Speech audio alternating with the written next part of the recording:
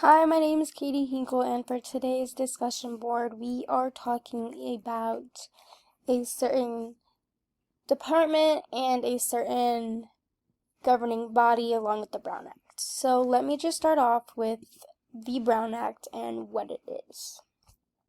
The Brown Act is a law in California that requires meetings of local government bodies, for example, the City Council or the Board of Supervisors, to be open to the public. It basically just ensures the transparency by mandating the agendas are posted in advance and that the public can attend and participate in discussions and decisions. It promotes accountability and openness in the government, so it just allows the public to join in on meetings so they have the right to say stuff since it is their city and they do live there. So for this discussion board, we were required to find a news story, a website with guidance or best practices, and academic peer-reviewed journal. And if I'm going to be honest, the way I found all three of these articles is by looking up news article, the Brown Act, news article with guidance, and news article, academic peer-reviewed journal. So just keep that in mind. This is the news article right here, 2025 News Law Series, Part 3, the Brown Act. Clarification of the standards for remote meetings and an expanded ground for closure session. New oh my goodness, I'm so sorry. New Attorney General guidances. Pardon my gibberish. Here we are just talking about the changes, the requirements for remote participation at meetings. It's just talking about how meetings are held and how the Brown Act bodies to these certain meetings. For example, this part here, 2024 is AB 2302, which takes effect on January 1st, 2025, replaces these limitations with an easier to apply formulation. It limits the allowed number of remote appearances of the members of Brown Act bodies to 1, 2 times per year if the body regularly meets once per month or less, 2, 5 times per year if the body regularly meets twice per month, or 7 times per year if the body regularly meets 3 or more times per month. Just talking about all that great nonsense. I personally found this source helpful because it clarified meeting standards and talked about and explained more about the expanded ground for closed sessions and exactly what it meant. The next is the website with guidance to practices, and I chose this one because you'll understand, but the title is Know Your Rights, the Brown Act, and Open Meeting Rights. I found this article helpful because it gives a layout of what the Brown Act is and how it is involved with meeting agendas and all of that sort. So if you scroll down, you get the overview of the Brown Act.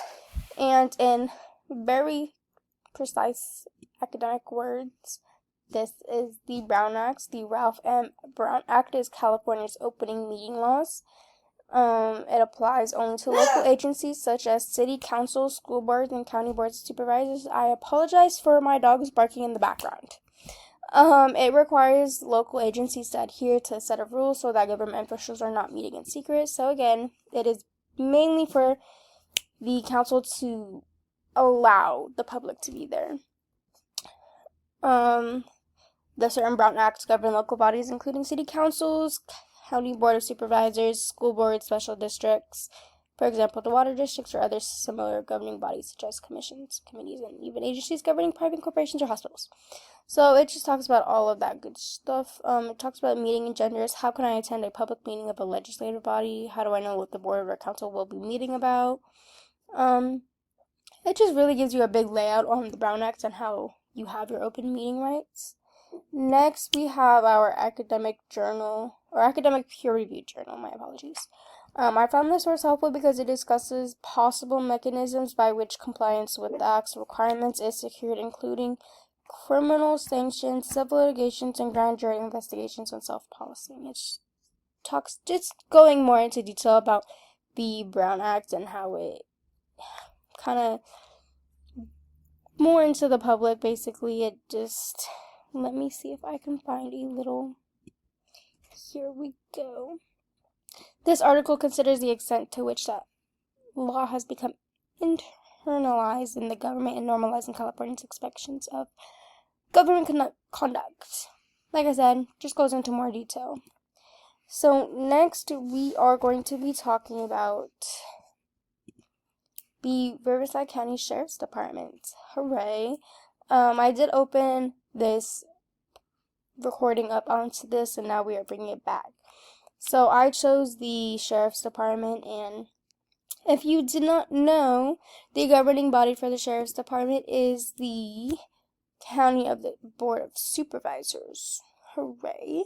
So here is how to get to their meetings. If you look up in your Google, Safari, whatever it is that you use, you will look up Riverside County Board of Supervisors meetings / agendas, and it will bring you assortment to here, basically. You can use these all the way here to go back to 2010 or 2025. If you look up on a calendar, oh my goodness, a calendar, the meeting dates right here, they are all held on a Tuesday at 9:30 a.m. You are able to look at the agenda, the proceedings, and the same things in Spanish. So if you click here on agenda, you get brought to here. Like I said, the meeting dates are on Tuesdays at 9:30 a.m. and this is the exact location they are at every single time, the board chambers. These meetings are held in person, and it just talks about everything that is talked about in the meeting. It's just everything that was talked about, and it's all written down so the public can easily view it. One thing that you do need in order to pass one of these things being talked about is a quorum. And a quorum is the minimum number of members needed to be present in a meeting for decisions to be made legally. Basically ensures that there are enough people to represent the group and make valid choices or votes. For Riverside County, the required quorum is 3/5, and it is 3/5 because we have 5 members of the city council, and the majority of that would be 3, meaning you need 3 of the 5 members to agree on the plan being approved or not approved, as long as you have those 3 of 5. The one thing that I mentioned was how I am doing the Riverside County Sheriff's Department, and if you go down into the policy calendar, here at 3.13, or in this case 13, it is this portion right here, and this is everything.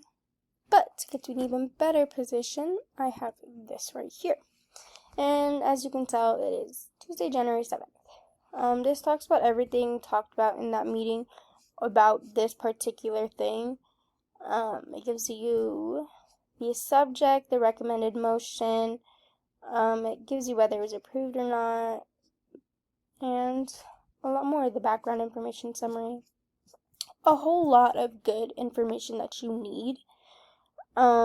This particular meeting focused on the ratification and approval of professional services agreements for sheriff's vehicle equipment removal and installation, which involved 5 different vendors, which I'm not going to list all of them, but they are all right here. Those are the 5 different vendors.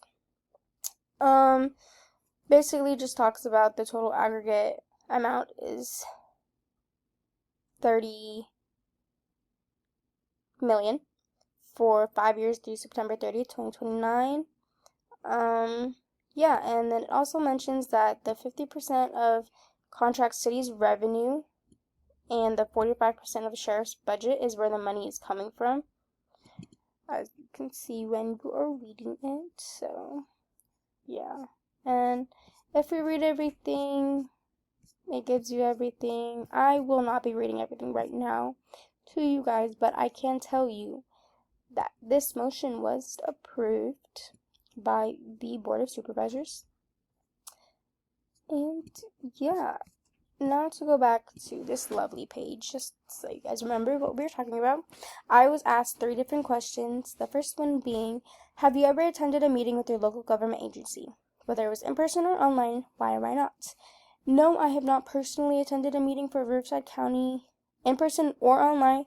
just because up until starting CBU in September, I was never out in Riverside because I lived in Moreno Valley and then I moved to Marietta, so I was never out there. Do you want to attend a meeting in the future? Why or why not? I say yes, I would like to attend it because I am out in Riverside for 4 years for schooling, and I just want to see how the layout is, what's discussed, and how everybody discusses it. I just think it'll be a great experience.